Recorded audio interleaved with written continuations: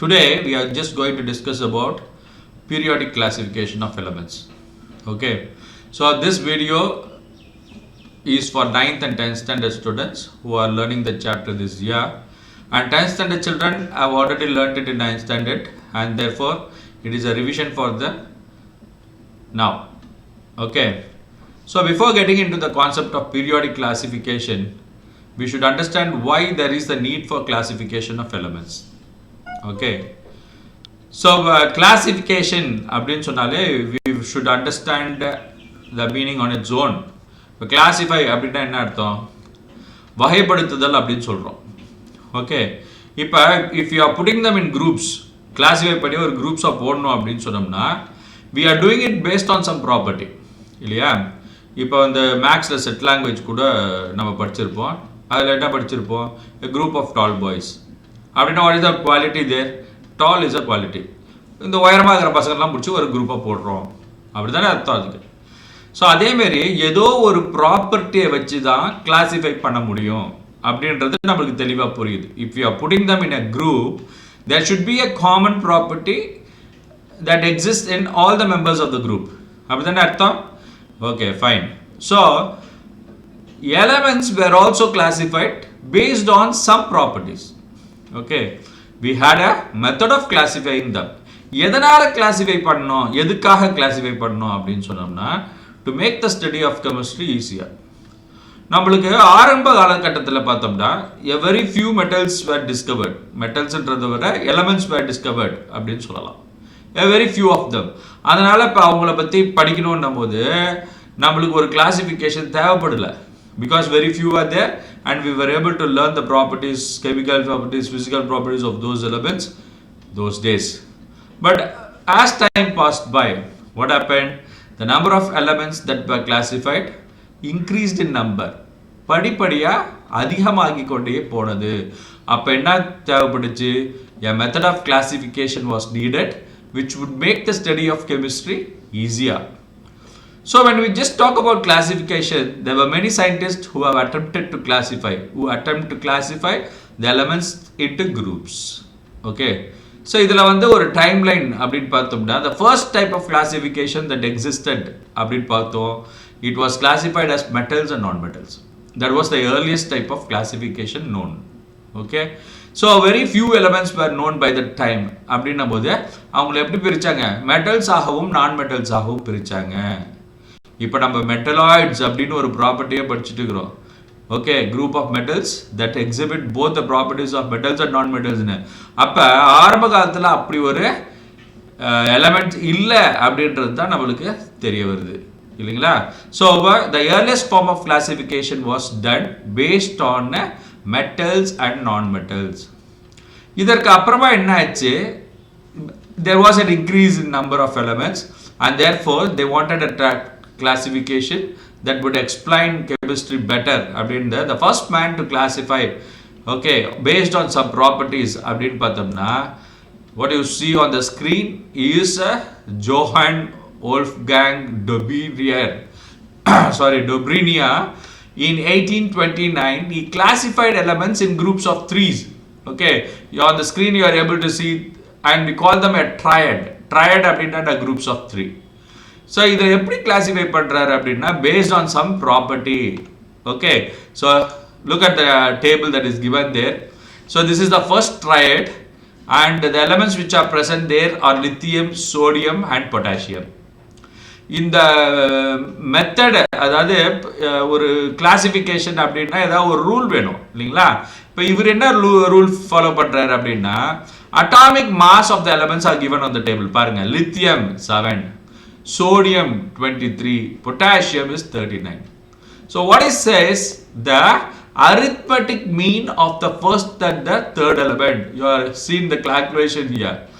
So 7 plus 39 divided by 2 is 23.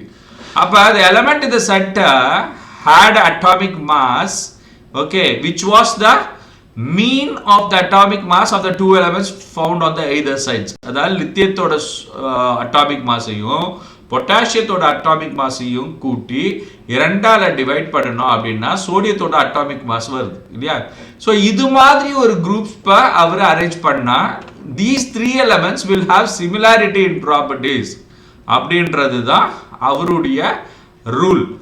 So what happened, he was able to classify some 3 or 4 groups, and afterwards it was not possible because of certain conditions, like there were elements, okay, which had the atomic mass but they were not existing similarities in properties. Okay, so this is one type of classification done by Dobrynja, okay, in 1829. The next type of classification in the timeline, first enna solrom, metals and non metals are classified pannanga. Second on the groups of tree, which we call it the Dobrynja's triads. The third one is Newland's law of octaves. In the Newland's law of octaves the Newland அப்படின்றது name of the man that you see on the picture here, who gave the rule. And what is an octave அப்படின்னா, it is a term that we use in music. சுரங்கள் அப்படின்னு சொல்றோம்.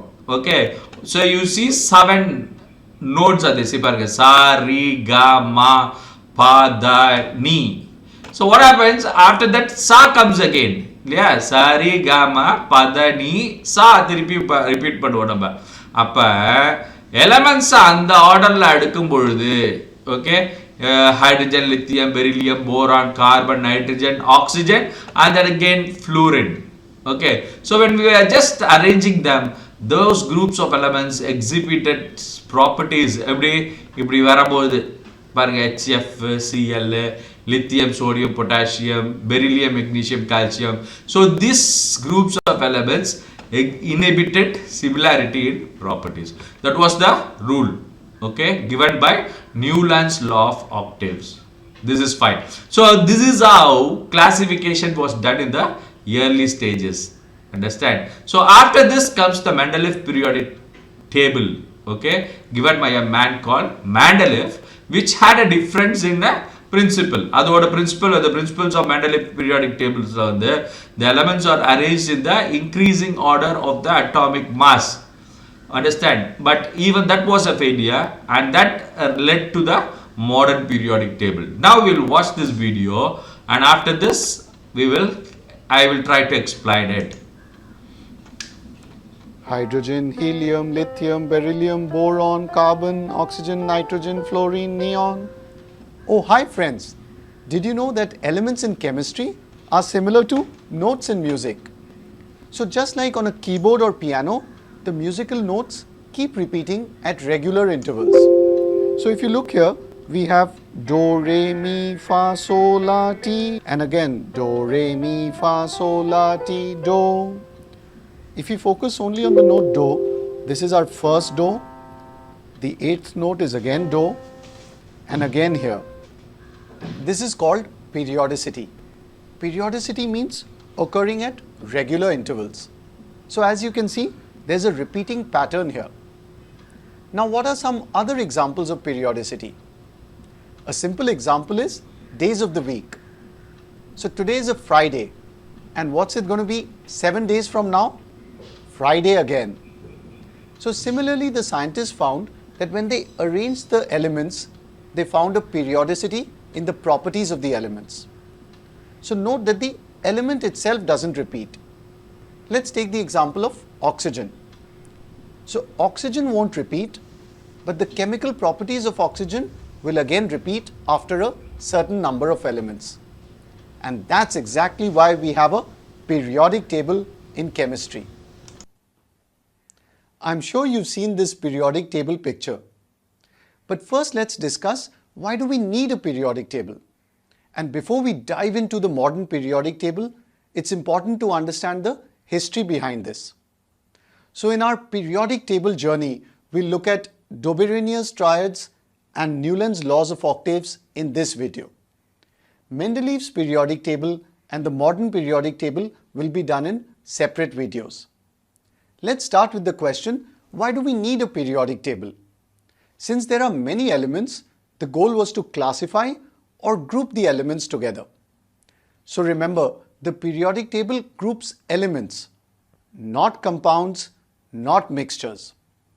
So you'll find elements such as hydrogen, carbon, nitrogen on the periodic table. You won't find compounds such as water or carbon dioxide. Now, elements are the simplest substances in chemistry. Do you know how many elements there are?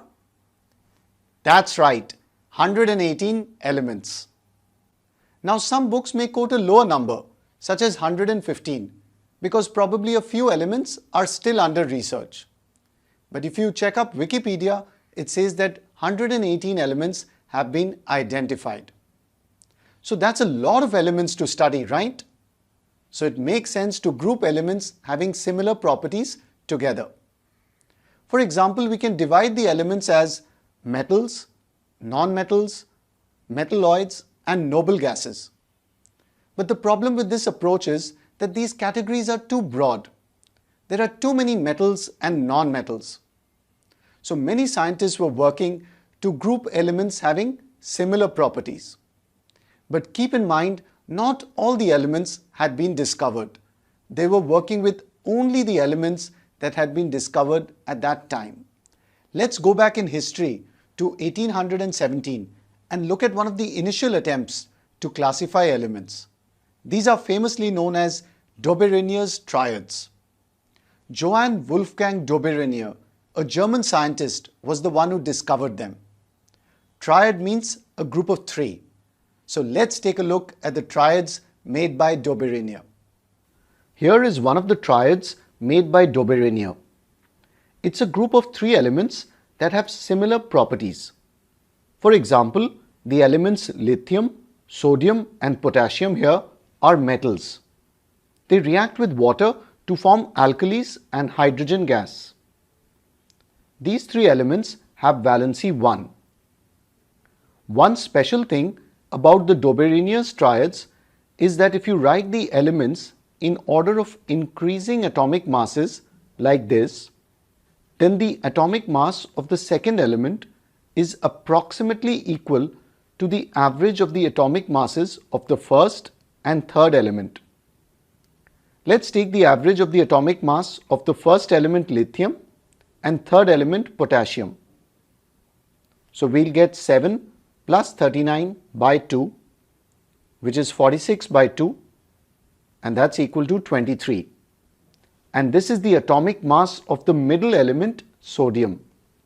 Here are two more triads that Doberannier discovered. The elements in the triads have similar chemical properties. Again, if you take the average of the atomic masses of the first and third element, it is approximately equal to the atomic mass of the second element in the triad. But Doberannier could identify only these three triads from the elements known at that time. So his classification wasn't so successful. Let's place Doberanier's triads on our concept board. Now let's move ahead to 1866 to Newland's law of octaves. This was proposed by an English scientist, John Newlands. The word octaves is inspired from music. So just like we saw on the keyboard, do, re, mi, fa, sol, la, ti, do, the eighth note is a repetition of the first note. Similarly, Newlands observed that when he arranged the elements in their order of the increasing atomic mass, he saw a repetition in chemical properties, where the first and the eighth element have similar chemical properties. And so do the second and the ninth one, and so on. So let's take a look at the table made by Newlands. Newlands arranged the then known elements in a table, which looks something like this. The elements are arranged in order of increasing atomic mass. The lightest element, hydrogen, H, is the first, and the last one, the 56th element, is thorium. Thorium is not shown here since this is only part of the table. As you can see, each row has 7 elements. Newlands found that every 8th element had properties similar to that of the first element. For example, let's consider the second element, Li, lithium. Now if you start counting from lithium, then the eighth element is sodium. Properties of lithium and sodium are very similar. If we count again from sodium, then the eighth element is potassium. Again, properties of sodium and potassium are similar. Similarly, if you take the third element, beryllium, and we start counting from beryllium, then the eighth element is magnesium. Properties of beryllium and magnesium were found to be very similar. And again, properties of magnesium and calcium are also similar. So according to Newland's law of octaves, when elements are arranged in the order of increasing atomic masses, the properties of the eighth element are a repetition of the properties of the first element. Now let's take a look at the issues with Newland's law of octaves. The first issue was that the law of octaves was only valid till calcium. So after calcium, the eighth element did not have similar properties compared to the first one. The second issue was that Newlands assumed that there are only 56 elements in nature. And later, when more elements were discovered, their properties did not fit into the law of octaves. And for the third issue, let's take a closer look at his table. The third issue is that in order to fit elements into his table, Newlands put even two elements in one slot. As you can see in the table here, we have cobalt and nickel, Co and Ni in the same spot, and cerium and lanthanum, Ce and La here, also in the same column. If you look at cobalt and nickel, they have been put in a column of elements such as fluorine, chlorine and bromine, which have very different properties compared to cobalt and nickel. Iron, which resembles cobalt and nickel in properties, has been placed far away from these elements. So this is the third issue with Newland's table. Newland's table worked well only for the lighter elements till calcium. Now let's place Newland's law of octaves on our concept board. Now that we are done with the concepts, are you ready for the top 3 questions on this topic coming up for you right now? Friends, try solving these questions and let me know your answers and doubts by putting it in the comments below. I promise to reply to all your comments as soon as possible. So I'm going to disappear and you pause the video here and give these questions a shot. Friends, in our journey towards the modern periodic table, we looked at the concept of periodicity. We looked at Dobrynia's triads and Newland's law of octaves. Well, students, hope you should have watched that video about Newland's law of octaves, and the explanation was given very much clearly.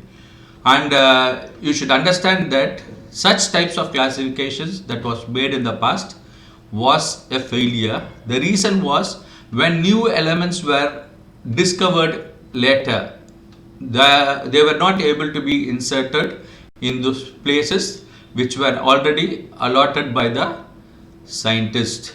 Okay, so in the next video we will watch about the Mendeleev's periodic table.